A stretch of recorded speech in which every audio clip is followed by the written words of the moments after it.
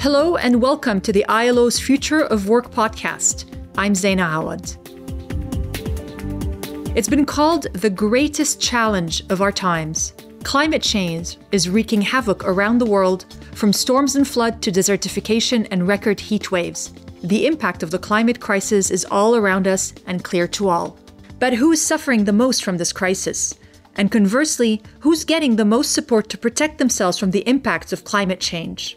Well, the ILO recently published its flagship report on social protection, the World Social Protection Report 2024 to 2026, Universal Social Protection for Climate Action and a Just Transition. And the report shows the crucial role that social protection measures like unemployment benefits, healthcare, child benefits, and emergency payments can play in countering the worst impacts of climate change.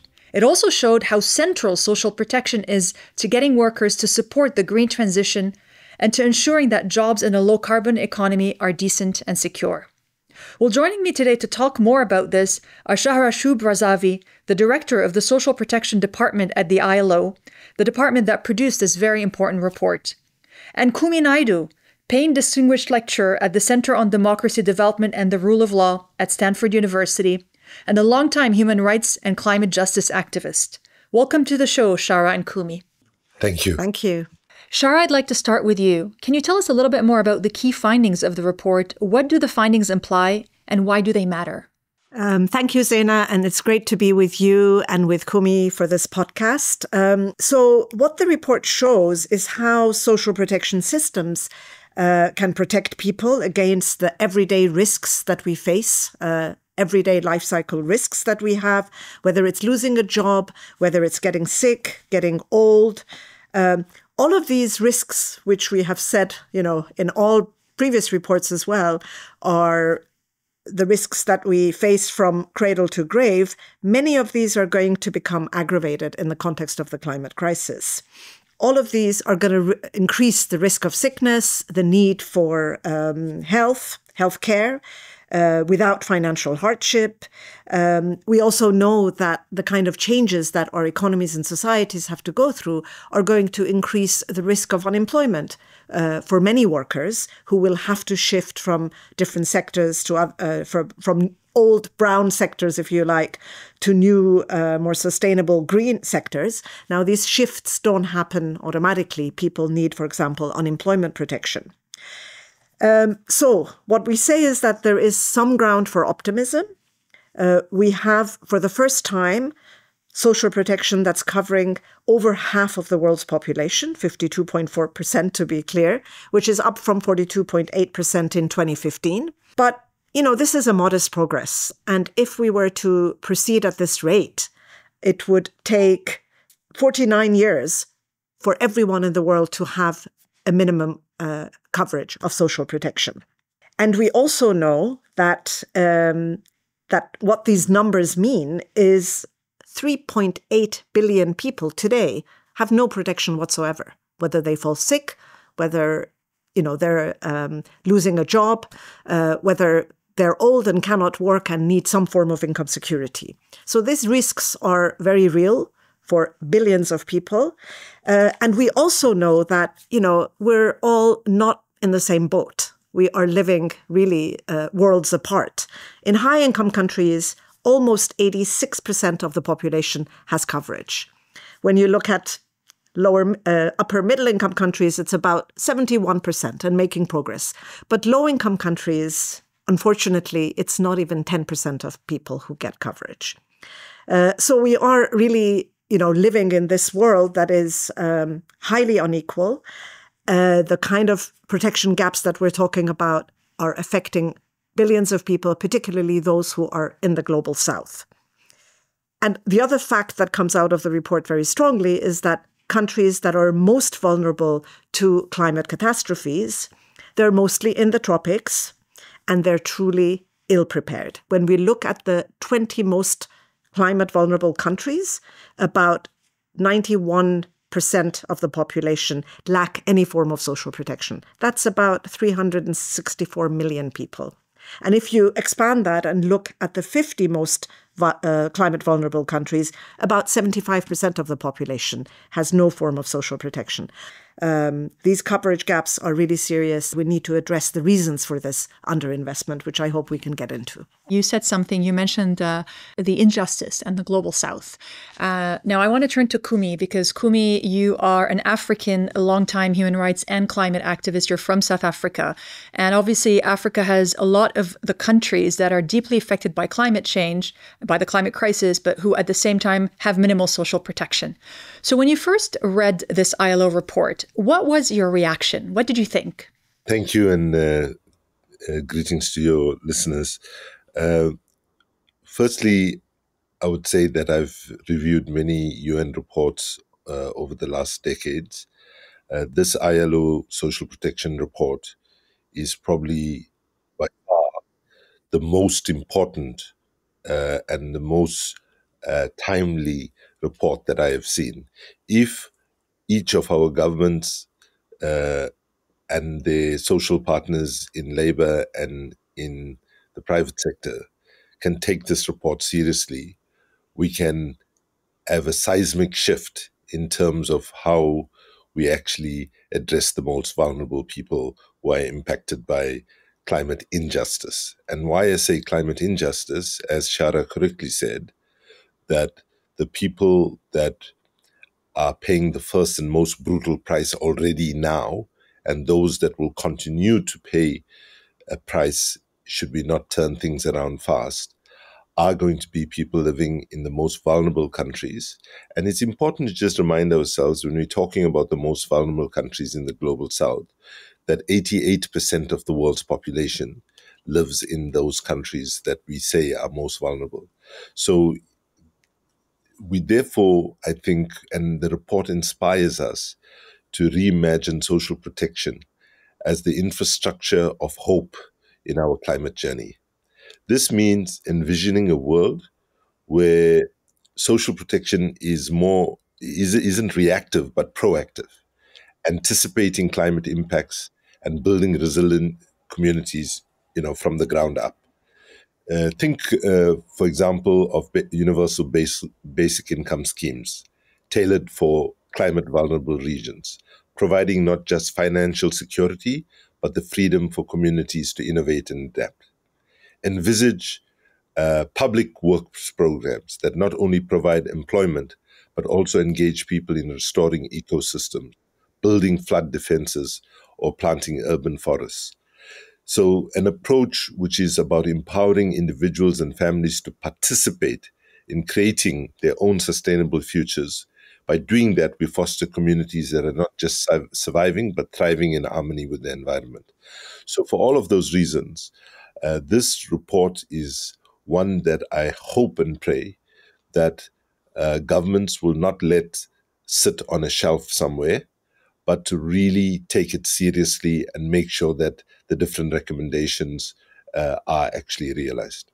Indeed. And in fact, when one looks closely at the report, one sees that it tackles two areas and makes two key arguments. The first one is that social protection can soften the impact of the climate crisis by extending social protection to protect those who are most vulnerable. The second one is that social protection can also help to alleviate fears that some communities may have about the green transition. And one can understand these fears because if you've been working in a coal mine all your life in South Africa, for example, and all of a sudden you're told your job's going to disappear, you're going to have some fears. When you hear these two arguments, Kumi, do they make sense to you and do they resonate? Have you heard this come out of the communities, climate affecting communities that you've met with throughout the course of your career as a climate justice activist? Absolutely. These are justifiable and valid concerns. That is why this report calls for a just transition. And we in the climate justice movement see the people that work in the fossil fuel industry, for example, and other polluting industries as our brothers and sisters. They should not be punished for a failure of leadership to guide them to clean, renewable energy systems. It is important that we understand that just transition must also apply to, firstly, people in other industries, like in agriculture, which employs more people, and to ensure that if, for example, if it's older workers who are close to retirement, they should have retirement benefits secured. If it's younger workers, they should be invested with new skills to deploy those skills in a new renewable energy driven economic system, and so on. But also, it's important that we don't forget the communities that rely on the existence of a facility like a coal plant because it's so big, employs so many people. So it's the woman who sells vegetables outside a coal plant, for example. If you shut the coal plant down and you compensate just the workers, important though that is, and don't take care of the people who have small businesses that are completely reliant on that facility, then we actually fail to ensure that there's a just transition.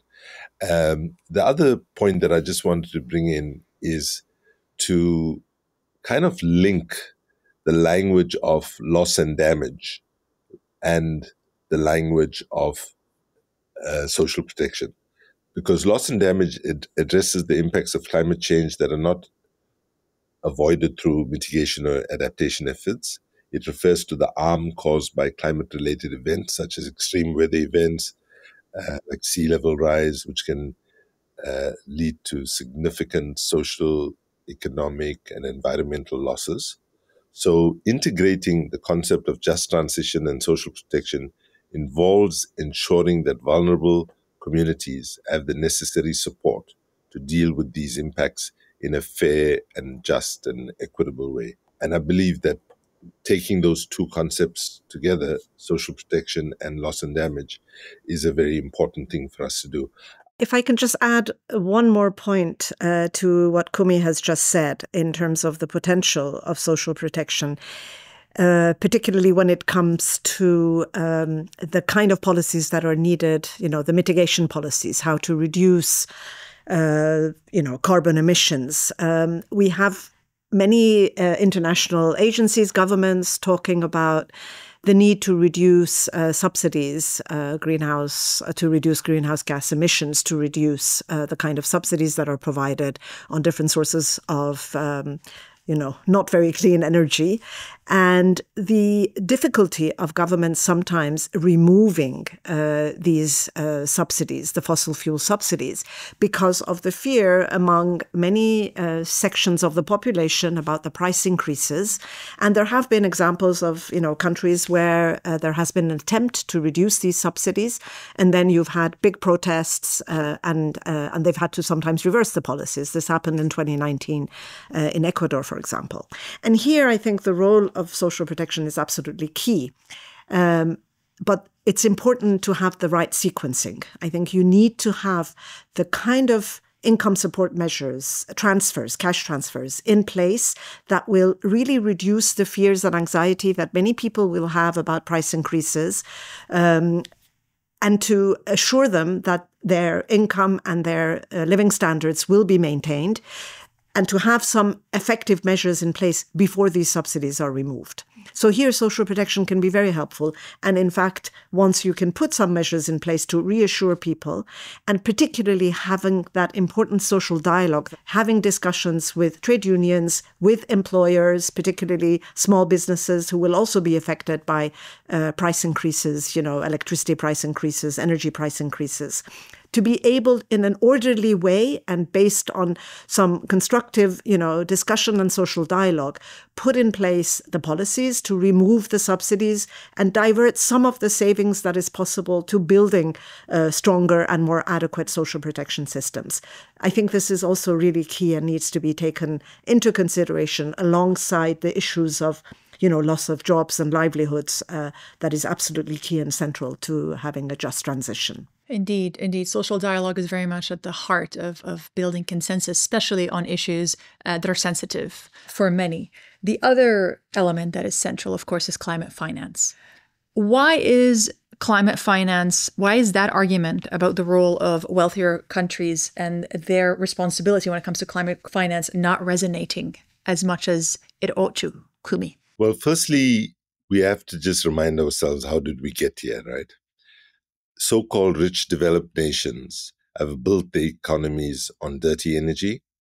They extracted some of these resources like oil, coal, and now gas from parts of the global south.